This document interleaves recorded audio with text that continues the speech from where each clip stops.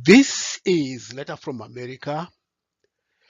Today's topic is panicking. Mnangagwa and ZANU PF are now in what is called Gramsci's organic crisis. I will explain what that means exactly. Mushona, we might say, wa Mnangagwa newe ZANU PF wakukasika kusvika kunonzi kwamvura yacheka makumbo. That is another meaning of organic crisis defined by Gramsci. I'll talk more about that later. Two major events that threaten to destroy the credibility, if any, of Mnangagwa and ZANU PF will occur this year. These two events are in addition to at least three others that have paralyzed ZANU PF's image and credibility. These other three are: the European Union and the United States have voted to extend sanctions against Mnangagwa and ZANU PF. The second is the US-based public relations company that was supposed to promote a positive image from Mnangagwa and ZANU PF have failed dismally. The third one is Zimbabwe will not be readmitted to the Commonwealth. But let's go back to the two major events that I mentioned. These are earth-shaking events. One of those events will occur starting today. Some earth-shaking exposure about the massive looting of taxpayers' money and gold smuggling will be made starting today by Al Jazeera International 24-hour English language news channel that is owned by Al Jazeera Media Network, which in turn is owned by the government of Qatar. Al Jazeera is the Arab equivalent of the BBC or CNN. Al Jazeera is watched by millions of people around the world. Al Jazeera is not part of the Western media that Mnangagwa and ZANU PF like to lambast every day as supporting what they call the recolonization of Zimbabwe. Al Jazeera is part of the Arab network.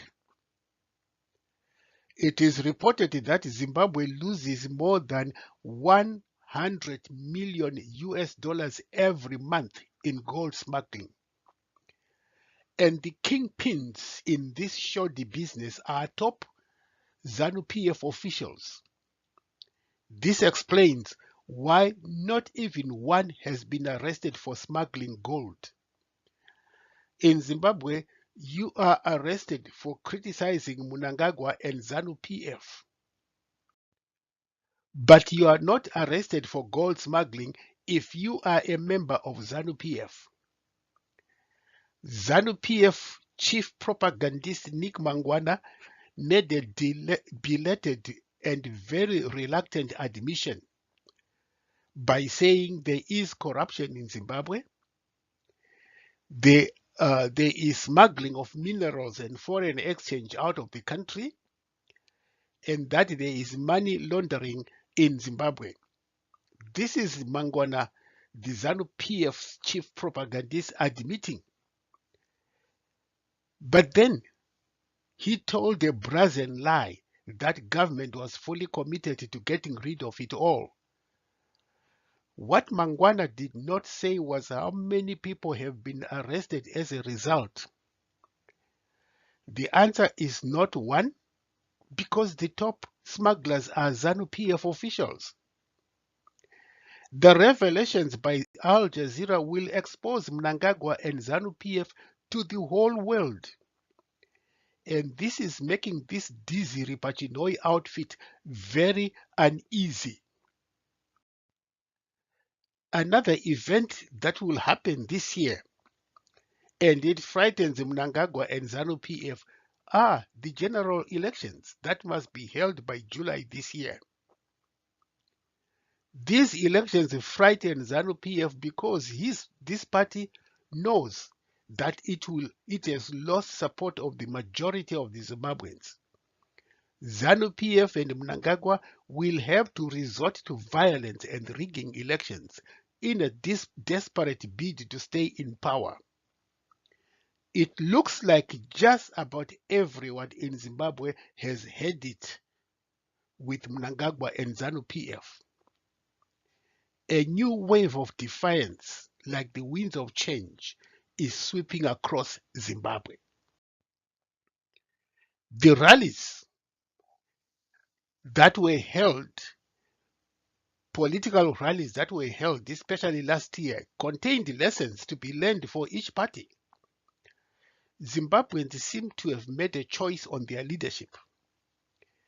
There can be no doubt about this. For ZANU-PF, the lesson is their old strategies of intimidating supporters for the opposition parties, their monopoly of the state media, and other attempts to rig election results are now meeting a formidable challenge from the new generation of Zimbabweans. Young Zimbabweans, who form more than 70% of the national population, have absolutely no allegiance to ZANU-PF on the basis that ZANU-PF fought the war of liberation. 70% of the Zimbabwean population was not born when independence came to the country in 1980. The same 70% and even more are unemployed. Many of them have not seen a pay slip to their name in their lives so far. A lot more of them exist on informal trade to make money. At least 70% of Zimbabweans are very much aware that ZANU-PF has misruled Zimbabwe for 42 years now. ZANU-PF is trying to avoid liability and accountability by saying there is a second republic which came into power after the overthrow of Mugabe in 2017. ZANU-PF is therefore saying that any problems faced by the country before 2017 are the responsibility of the late Mugabe. Well, the second republic is a false narrative. Zimbabwe is still under the First Republic. All the repressive laws during the Mugabe era, as well as corruption, are very much part of the Mnangagwa regime.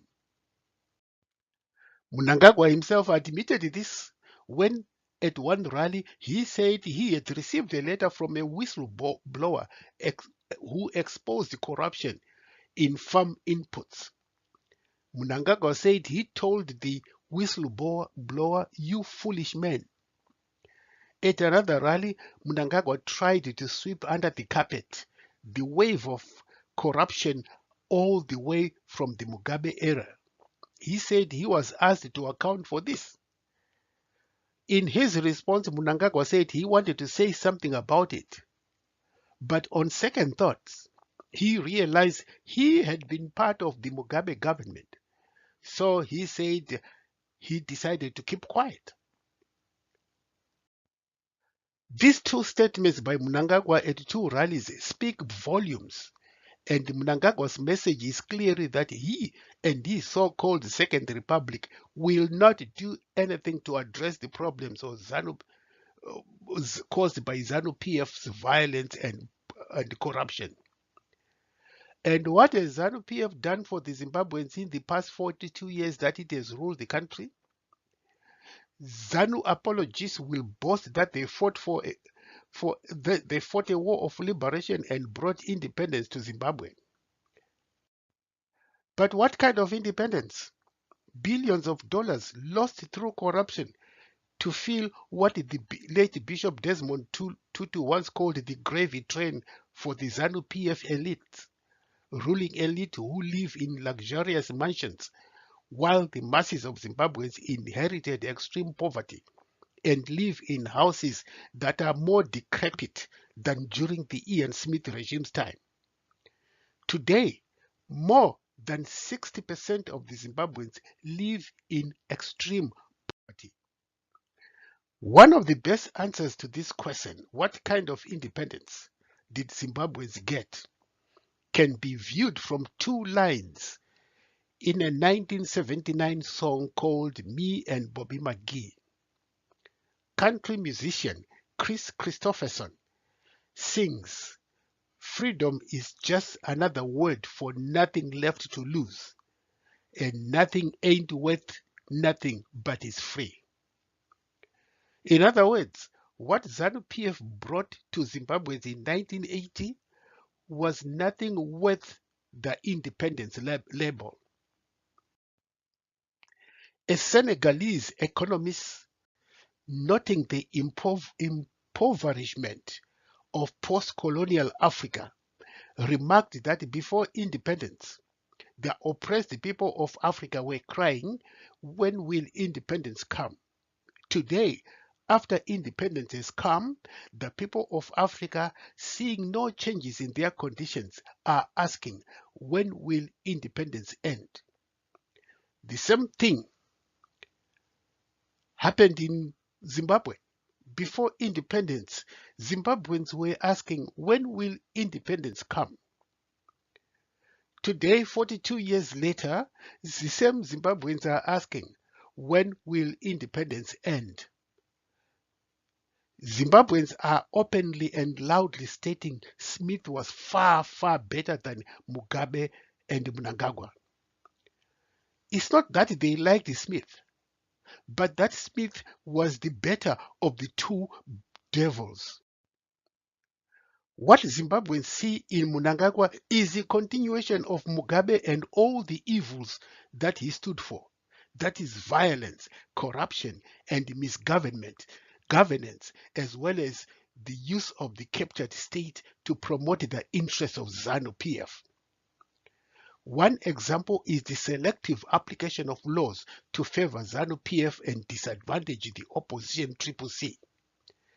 The selective application and misinterpretation of the Maintenance of Order and Peace Act, or MOPA, has led to police taking very harsh actions, some of them illegal, against CCC, but allowing ZANU-PF to do exactly what it is punishing CCC for. Recent statements by Mnangagwa opposing violence and Chiwengwa apparently accusing the police of banning CCC rallies in Marondela were like crocodile tears. Yet both Mnangagwa and Chiwenga never uttered a word condemning the ZANU-PF thugs who harassed and unleashed violence on CCC rallies. And the press statement by the Commissioner of Police explaining the role of the police was, to put it very mildly, complete unadulterated nonsense, pure and absolute fiction. The police commissioner, in his splendid glory of ignorance, a kind of a noble savage, did not seem to know that MOPA does not give police the authority to allow or not allow rallies. Police need only to be notified.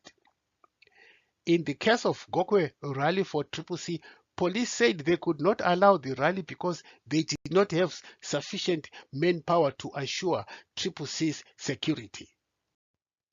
But CCC went ahead and held the rally. Guess what happened? Police came in full force to disperse the rally. Where did that manpower come from? Why was it not used for the security of the rally? One Zimbabwean asked, "How come both ZANU-PF and the Monzorewa rallies did not need security clearance?" He suggested that the police statement was written from ZANU-PF headquarters. The professional of the police The professionalism of the police is being compromised by ZANU-PF. And many police officers are getting tired of being used by ZANU-PF. And they have said so in private. In recent months, Letter from America has talked about the winds of change sweeping across Zimbabwe. There are new internal and regional developments that are working against ZANU-PF. And this places ZANU-PF in what is known as an organic crisis. What is an organic crisis? This term organic crisis was coined by the founder of the Italian Socialist Party, Antonio Gramsci, in the 1920s. In his analysis of state terrorism represented by the Italian Fascist Party, Gramsci argued that an organic crisis within a state occurs when the state is surrounded and challenged from all sides by all kinds of forces like workers' unions, college students, teachers' unions, churches, opposition parties, business people, and sometimes the middle class or the nobility. Given this state of organic crisis, the state will resort to all measures to survive. The fascist regime in Italy was characterized by inflicting violence, kidnappings and torturing and jailing opposition party members, exactly what ZANU-PF is doing. The same situation prevails in Zimbabwe today. To survive, ZANU-PF uses this captured state to brutalize, kill, and harass members of the CCC as well as other civic groups. However, ZANU-PF will now have an uphill struggle, especially against the strong headwind of young Zimbabweans. The CCC's strength is built on a solid foundation of the youths, who constitute more than 70% of the national population. Some people call it the youth revolution, not only in Zimbabwe, but also in Uganda, where the youthful Bobi Wine enjoys tremendous support. He would have won last year's elections, but his victory was stolen by the incumbent Yoweri Museveni. Bobi Wine's stolen victory was similar to that of Nelson Chamisa, who won the 2018 presidential election, but ZANU-PF switched the votes in favor of Mnangagwa. And last year, in South America, Chile's new president, Gabriel Boric, was only 36 years old, and his victory was fueled by youths and millennials. Internally, in ZANU-PF, there is a new coalition that reportedly is forming against Mnangagwa and ZANU-PF. Apart from CCC, this coalition includes the former members of G40 who were thrown out of the gravy train after Mugabe had been overthrown. It is now becoming evident that some members of the army, police, CIO, and war veterans are now supporting CCC, although they don't want to come out in the open. The cornerstone for this coalition are the youths, who form, as I said earlier, more than 70% of the national population. The youth vote has been decisive in elections in neighboring Zambia, where the new president of Zambia, Hakainde Hichilema, is a very close friend of CCC leader Nelson Chamisa. A local think tank, the Zimbabwe Democracy Institute, and election watchdogs, the Election Resource Center and Zimbabwe Election Support Network, have described the run-up to elections and this year's general elections as heavily manipulated in favor of ZANU-PF, with the Zimbabwe Electoral Commission reportedly placed at the epicenter of the electoral manipulation machinery. The ZDI, in an analysis of the ongoing voter registration process, has claimed that ZAC has created uncertainty over voter registration, manipulated the voters' roll, the registration center allocation, and militarized the exercise. The ZDI report said in areas such as Harare and Bulawayo, where the opposition commands a huge following, there were fewer registration centers as revealed in the ZEC schedule of the first mobile voter registration process that kickstarted on February 1, 2022. Zimbabweans no longer need to worry about how the state media are totally ignoring coverage of the main opposition CCC rallies and statements. This is part of ZANU-PF's strategy to prevent people from knowing or learning about these rallies and what CCC stands for. In today's age of the social media, where more than 60% of the youth have access to cell phones and to the social media, news and information about CCC is now reaching far more Zimbabweans than the combined total circulation and viewership of the state media. The Herald circulation, for example, is only 5,000.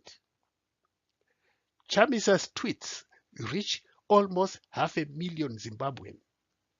On each tweet, the political scenario in Zimbabwe shows that Mnangagwa and ZANU-PF are now under siege as opposition forces grow.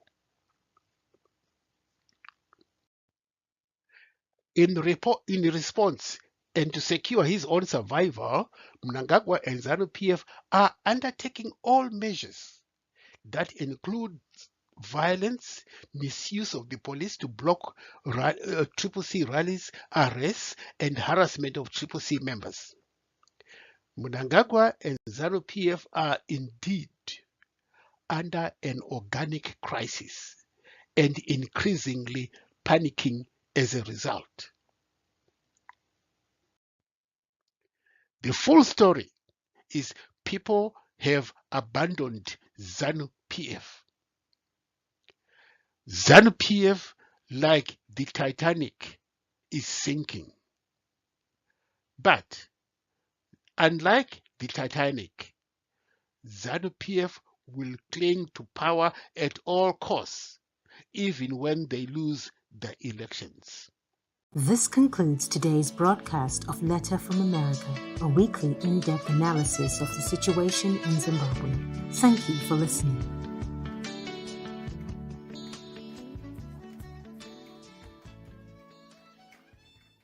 This concludes today's broadcast of Letter from America, a weekly in-depth analysis of the situation in Zimbabwe. Thank you for listening.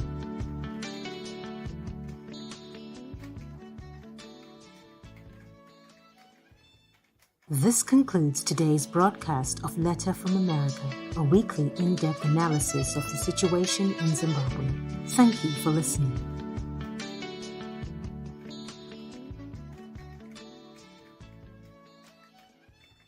This concludes today's broadcast of Letter from America, a weekly in-depth